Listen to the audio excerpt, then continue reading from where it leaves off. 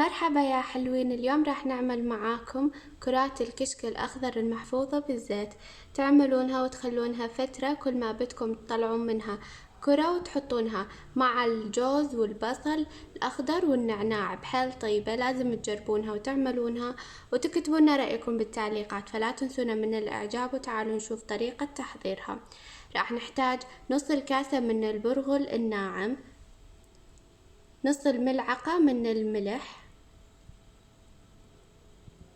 كوب من الزبادي أو كاسة، نفس الكاسة تعيرون بيها البرغل والزبادي، تحركونهم مع بعض بهذا الشكل، وبعدين تغطونهم وتخلينهم تقريبا نص ساعة لحتى يتشرب البرغل الزبادي.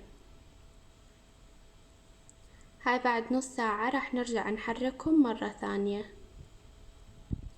هسه راح نحط قماشة بيضة نظيفة ونحط عليها الكشك بهذا الشكل، نغطيه ونثقله بشي خفيف ونحطه على مصفاية لحتى ينزل المي لحتى ينشف بهذا الشكل.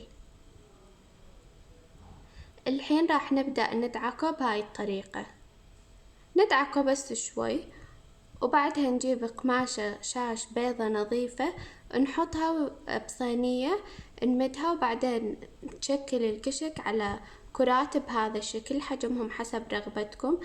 بعد ما تعملونهم كرات تحطونهم على القماشة تبع الشاش وتخلونهم لحتى نتأكد انه كل المي نزل منهم وما ضل منهم مي نازل. تخلونها تقريبا كم ساعة، وبعدها تجيبون علب وتحطون الكشك بيها وتغمرونه بالزيت.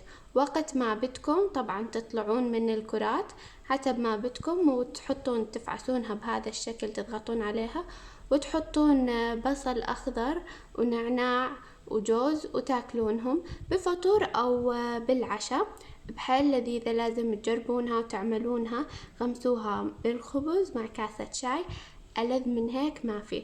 جربوا هالطريقة، حطونا إعجاب ومتابعة ومشاركة، وكتبوا لنا رأيكم بالتعليقات. بالعافية عليكم مسبقا.